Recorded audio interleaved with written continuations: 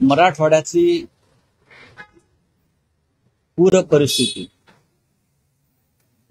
ही आजही चिंतेची आणि गंभीर गोष्ट आहे. पण त्या बाबतीत सरकार गंभीर नाही. गेले 2 दिवस सरकार आणि त्याच्या आधी प्रधानमंत्री मोदींच्या आगत स्वागतामध्ये अडकून पडले. विकास कामांच्या नावाखाली उद्घाटन झाली. प्रधानमंत्री मोदी येतील आणि मराठवाड्याच्या पूरग्रस्तांसाठी काही महत्वाच्या घोषणा करतील अशी आमची अपेक्षा होती. पण हे ओझं मोदींवर पडू नये आणि मोदींना कोणी प्रश्न विचारू नये म्हणून देवेंद्र फडणवीस यांनी मोदी येण्याच्या आधी 31,000 कोटीचं एक पॅकेज धुळफेक करावी अशा पद्धतीने जाहीर केलं. त्या पॅकेजचा ज्याने अभ्यास केलेला आहे किंवा चिरफाड केलेली आहे ती पाहण्यासारखी. शेतकऱ्यांच्या हातामध्ये 3,000 रुपये पडत नाहीये. एका वाक्यात सांगतो, आम्ही जी मागणी करतोय की हेक्टरी 50,000 रुपये मिळायला पाहिजे. जमीन जी अक्षरशः खरडून गेलेली आहे आणि पुढल्या 2 पिढ्या सुद्धा तिथे शेती होऊ शकत नाही. अशा वेळेला त्या शेतीची नव्यानं उभारणी करण्यासाठी जो खर्च लागणार आहे तो तर नाहीच, पण 3,000 रुपये सुद्धा हातात मिळत नाहीये. कर्जमाफीचा विषय नाही, असे अनेक विषय आहेत. त्या संदर्भात आपल्या मागण्यांसाठी शिवसेना मराठवाड्यात संभाजीनगर येथे उद्या हंबरडा मोर्चा, हा आमचा हंबरडा शेतकऱ्यांचा आहे, तो काढेल. स्वतः शिवसेना पक्षप्रमुख उद्धव ठाकरे हे त्या मोर्चाचं नेतृत्व करतील. शिवसेनेचे नेते अंबादास दानवे, मराठवाड्यातले खास करून चंद्रकांतजी खैरे आणि आमचे सर्व जिल्हा प्रमुख, त्या भागातले खासदार यांनी त्या मोर्चाची जय्यत तयारी केलेली आहे. हजारोच्या संख्येने शेतकरी संभाजीनगरला येतील. मोर्चा संपल्यावर संभाजीनगरला शिवसेनेचं मुख्यालय, शिवसेना भवन तिकडलं जे आहे त्याचं उद्घाटन उद्धव ठाकरे.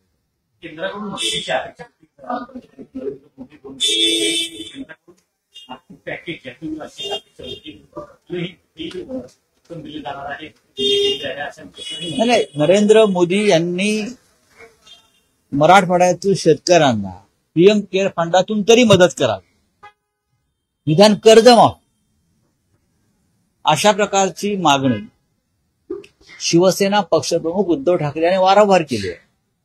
मग पीएम केअर फंडाची गरज कशा करता, ती उभारणी का केली? काही लाख कोटी त्यात पडलेले आहेत.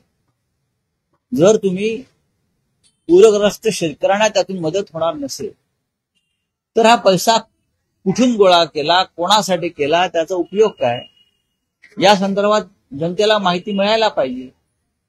कोणासाठी पैसा आहे? आम्हाला आमचे शेतकरी कर्जबाजारी आहेत. गेल्या 4 महिन्यामध्ये 212 शेतकऱ्यांनी मराठवाड्यात आत्महत्या केली. 212. हे आत्महत्याचं प्रमाण भविष्यात वाढू शकतं. शेतकऱ्यांचे प्राण महत्वाचे नाहीत का आमच्या मराठवाड्यातल्या? की मराठवाडा आजही निजामाच्या राजवटीखाली आहे आणि त्या निजामाचे बाप महाराष्ट्रात राज्य करतायत असं आम्ही समजायचं का? हे निजामाचे बाप आहेत का? निजामाच्या वर अत्याचार आणि शोषण मराठवाड्यातल्या शेतकऱ्यांचा सुरू आहे. तुम्ही चातुर्मातुर घोषणा करता, 3,000 कोटीचे मोठे मोठे आकडे देता आणि शेतकऱ्याच्या हातामध्ये भोपळाही पडायला तयार नाही. ही अत्यंत गंभीर गोष्ट आहे. रामदास कदम यांनी जो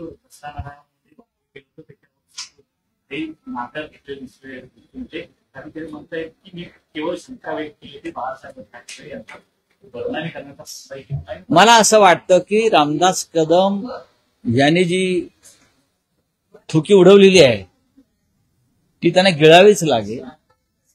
अनिल परब यांनी अत्यंत व्यवस्थितपणे एक भूमिका मांडलेली आहे. रामदास कदम आणि त्यांचे गृहराज्यमंत्री असलेले चिरंजीवानी जे घोटाळे आणि गुन्हे करून ठेवलेले आहेत, विशेषतः इतर काही विषय त्यांनी मांडले, ती चिंतेची गोष्ट आहे. अशा पद्धतीनं जर मंत्री काम करत असतील तर देवेंद्र फडणवीस हे कॅबिनेट चालवत नसून एक गुंडांची टोळी चालवत आहेत.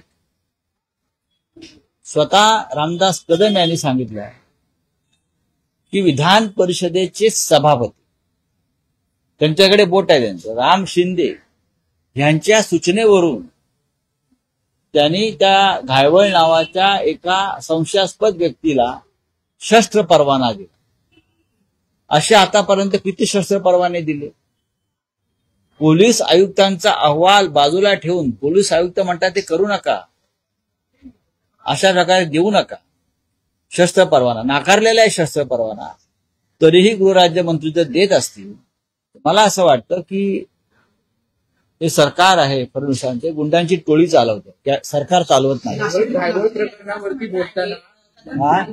प्रकरणावरती बोलताना केंद्रीय मंत्री मुरलीधर मोहोळ यांनी बोलणं टाळलेलं आहे. कायदा सुव्यवस्थेच्या प्रश्नावर पत्रकार परिषदेतून उठून गेले. का घायवळ हे त्यांच्या पक्षाचे कार्यकर्ते आहेत का? काय पुण्यातले ते खासदार आहेत, पुण्याचं प्रतिनिधित्व करतात. मंत्र्यांनी किंवा लोकप्रतिनिधींनी असे प्रश्न टाळू नयेत. लोकांच्या मनातल्या शंकांना उत्तर दिलं पाहिजे.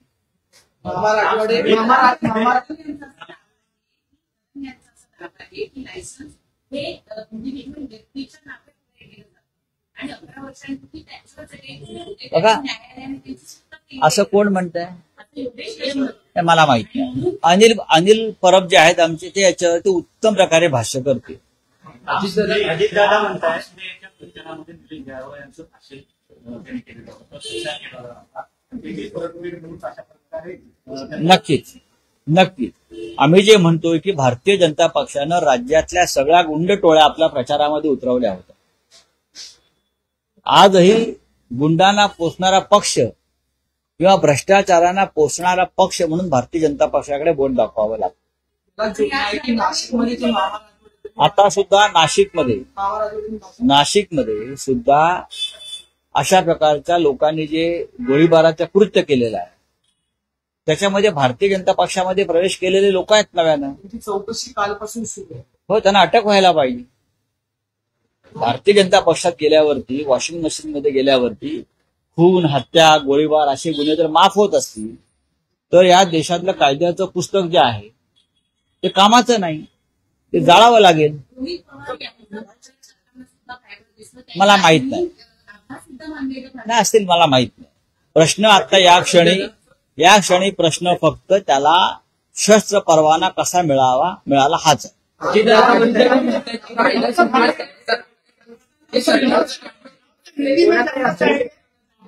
हरियाणा में एक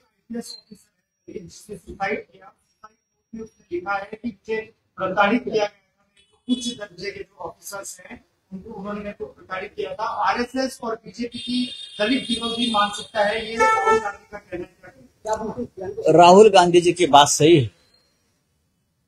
इस देश में, हर राज्य में जो अपना एजेंडा है आरएसएस जातीयवाद, वो चलाना चाहती है. चाहे प्रशासन हो, चाहे राजनीति हो, चाहे आर्मी हो, हर जगह पर आरएसएस अपना जो एजेंडा है मनुस्मृति का, जातीयवाद, वो चलाना चाहता है.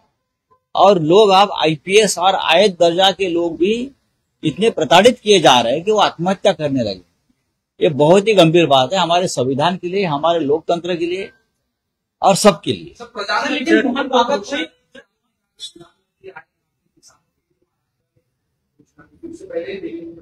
देखिए, प्रधानमंत्री मोदी जी आए, मुंबई में 1-2 दिन रहे,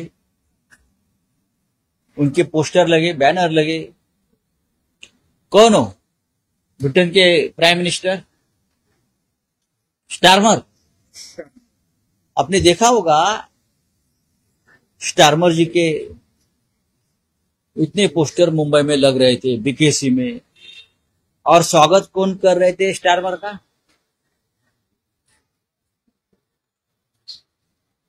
एकनाथ शिंदे. तो मुझे किसी ने फोन किया और कहा कि स्टारमर के इतने पोस्टर एकनाथ शिंदे लगा रहे हैं, क्या बीकेसी में आज जो प्रोग्राम है उसमें स्टारमर शिंदे के पार्टी में प्रवेश कर रहे हैं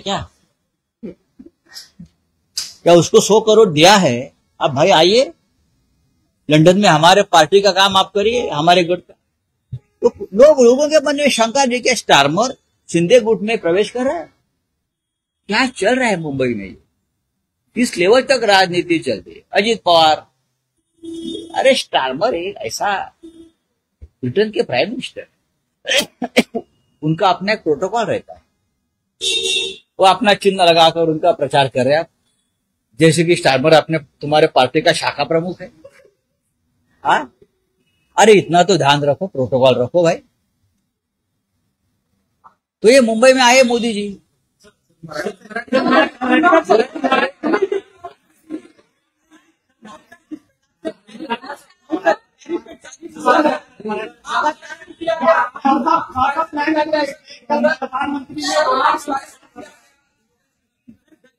ताजा प्लान को लेके प्रधानमंत्री ने डोनाल्ड ट्रंप से बात किया।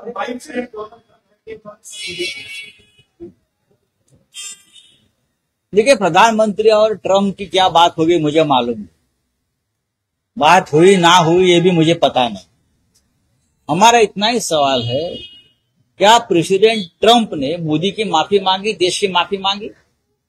जिस तरह से अब तक 100 बार वो बोल चुका है कि मैंने ऑपरेशन सिंदूर को रुकवाया, जो हमारा दहशतवाद के खिलाफ जो हमने लड़ाई की शुरू की थी, ऑपरेशन सिंदूर, और ट्रंप बोल रहा है कि मैंने रुकवाए हैं मोदी को बोलकर। उस बारे में चर्चा हुई क्या? तो मुझे सवाल पूछिए, ट्रंप ने उस बारे में खुलासा किया है क्या? तो मुझे पूछिए। मोदी जी ने कहा कि नहीं ट्रंप ने वॉर नहीं रुकवाया, मुझे आज फोन पर माफी मांगी है ट्रंप ने इस बयान के लिए। तो बोलिए, वो इजरायल और गाजा के बाद छोड़ दीजिए, महाराष्ट्र के बाद देश के बात करो।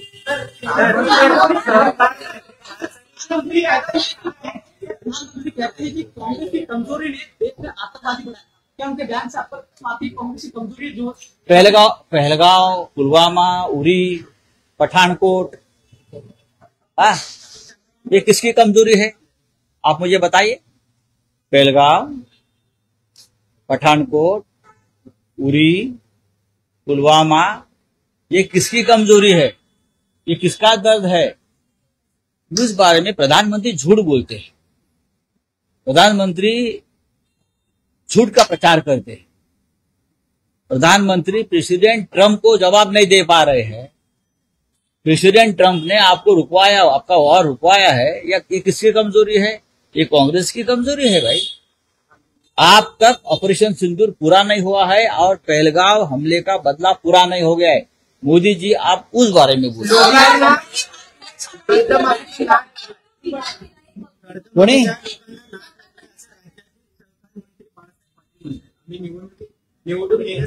असं आहे की बरोबर आहे ते बोलतायत, ते कर्जमाफीचा नाद यासाठी लागलेला आहे कारण हे जे कृषी मंत्री आहेत किंवा आमदार आहेत, खासदार आहेत त्यांच्या पक्षाचे, ते शेतकऱ्यांची पिळवणूक करतात। या आमदार खासदारांना पक्ष सोडण्यासाठी 100 कोटी मिळतात, तसे शेतकऱ्यांना मिळत नाहीत।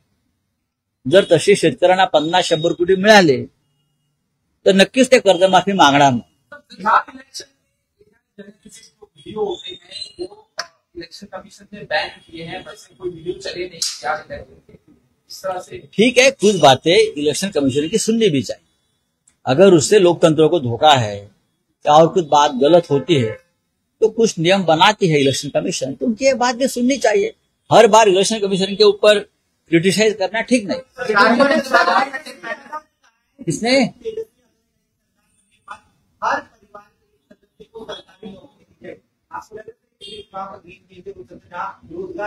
क्या लाडली बहन से गेम चेंजर होता है? होता है ना। उस वक्त उसको कोई सवाल नहीं पूछा, या और जो मिस्टर मोदी जी घोषणा करते हैं जाकर वहां बड़ी बड़ी, उसके ऊपर कोई सवाल नहीं करते। तेजस्वी यादव जी ने कहा कि मैं रोजगार दूंगा हर घर के हर व्यक्ति को मैं सरकारी नौकरी दूंगा, तो उसमें गलत क्या है? देना चाहिए। ये मोदी जी का काम है, ये केंद्र सरकार का काम है, ये नीतीश कुमार का काम था। तेजस्वी जब मुख्यमंत्री बनेंगे तो जरूर करेंगे। चलो, थँक यू। पत्रकार परिषद आहे कोणाची? ठाकरे शिवसेनेचे मनसेची एकत्रित पत्रकार परिषद मग चांगली गोष्ट आहे, स्वागत करा तुम्ही त्याचं।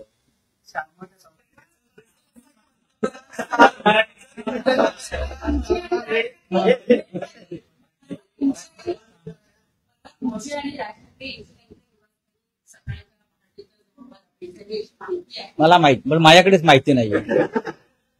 माझ्याकडे माहिती नाही। बघा, राज ठाकरे आणि आमचा संवाद आहे, माननीय उद्धव ठाकरे आणि राज ठाकरे यांच्यात संवाद आहे।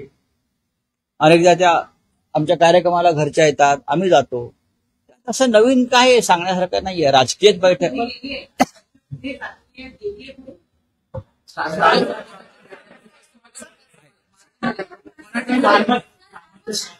अरे हो, ते कोण आहे स्टारमर?